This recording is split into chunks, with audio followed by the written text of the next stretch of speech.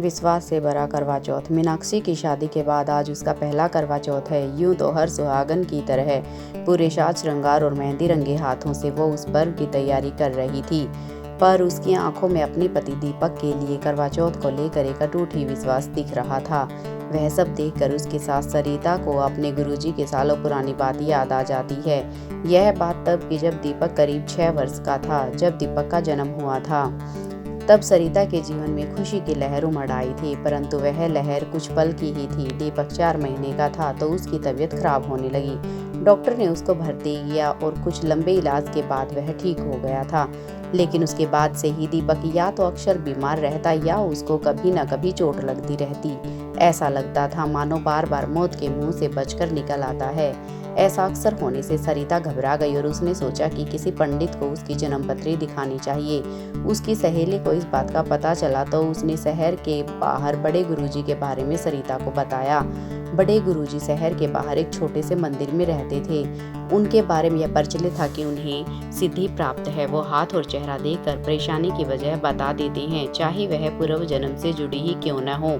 सरिता दीपक को लेकर गुरुजी के पास जाती है। कुछ देर साधना करने के बाद गुरुजी दीपक का हाथ देखते हैं और उसके माथे पर हाथ रखकर आंखें बंद कर ध्यान लगाते हैं। इतने साल तक वह पूरी आस्था के साथ इसके लिए करवा चौथ का व्रत रख रही थी। इसी वजह से तुम्हारा बेटा बार बार हर परेशानी से बाहर निकल आता है। गुरुजी कहते हैं। वह कौन गुरुजी? सरिता पूछती है।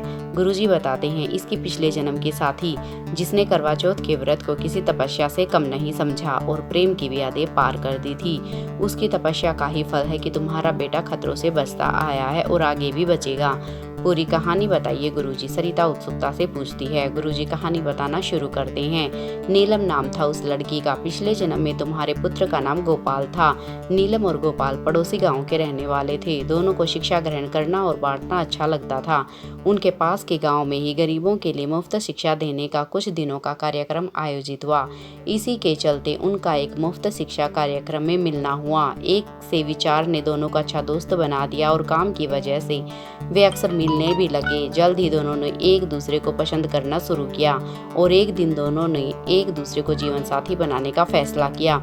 आखिरकार घर वालों की रजामंदी से दोनों की सगाई कर दी गई और 15 दिन के बाद उनका विवाह होना तय हुआ।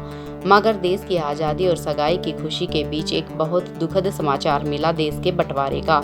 देश का वह बंटवारा किसी बहुत बड़े महासंग्राम से कम नहीं था। लोगों को घरों से निकलकर भागना पड़ रहा था।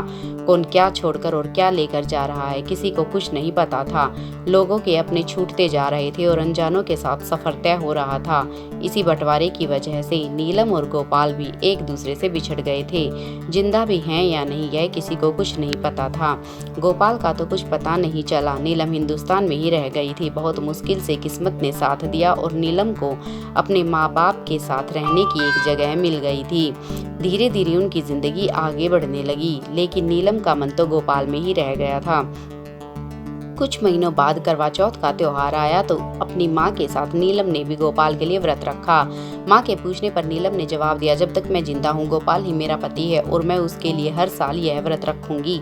मेरा विश्वास है वह जहाँ भी होगा मेरा यह व्रत उसकी रक्षा करेगा। अगर वो जिंदा न हो तो माँ ने पूछा, उसके नए जन्म में भी मेरा यह व्रत उसकी रक्षा करेगा। भगवान से भी मेरी यही एक इच्छा है। नीलम ने पूरे विश्वास के साथ अपनी माँ को जवाब दिया।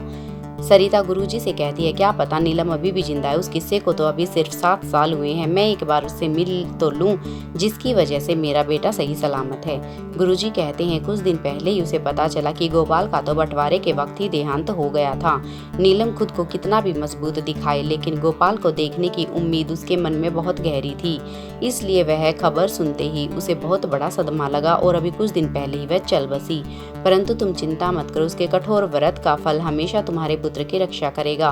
बस ईश्वर से यही प्रार्थना है कि नए जन्म में नीलम को उसके अटूट व्रत का सुखद फल मिले और प्रभु उसको इस जन्म के तुम्हारे बेटे दीपक यानी गोपाल की पत्नी बनाए। जो खुशियों के पल उन दोनों बच्चों ने उस जन्म में खोए थे, इस जन्म में उनको वह सारी खुशियों के पल मिले।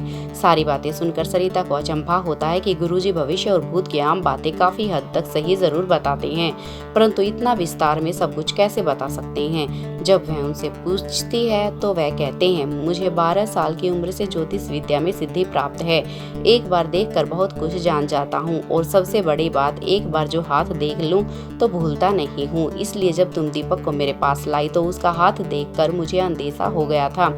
उसके माथे पर जब मैंने हाथ रखा तो पूर्ण रूप से मुझे विश्वास हो गया था कि दीपक ही गोपाल का पुनर्जन्म है। रही बात नीलम की, तो मैं उस बदनसीब लड़की का पिता हूँ। गोपाल के लिए आंसू बहाते हुए देखा है मैंने उसे। हालांकि हम कुछ कर भी नहीं सकते थे। कई बार उससे कहा भी किसी और से शादी कर ले, लेकिन उसको अपने व्रत पर पूरा विश्वास था। वो मानती थी कि उस जन्म में नहीं तो अगले जन्म में वो उसको जरूर मिलेगा। मैंने तो किसी तरह अपने को संभाल लिया, लेकिन उसकी वह तकलीफ उसकी माँ से सही नहीं गई और कुछ साल पहले वह चल बसी। कहते कहते उनकी आंखें भर आई। उस बंटवारे ने मेरी बेटी और मेरी पत्नी दोनों को छीन लिया।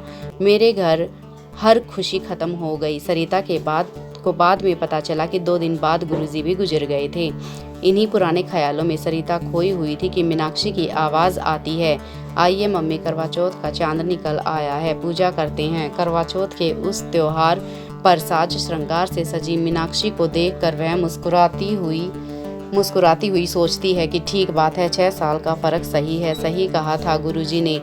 भगवान ने उस नीलम को उसके अटूट विश्वास का फल दिया और इस जन्म इन दोनों को मिला दिया। उन्होंने मीनाक्षी और दीपक को इस बारे में कभी कुछ नहीं बताया। नई जन्म की नई खुशियों में बीते वक्त के आंसू वह नहीं घोलना चाहती थी।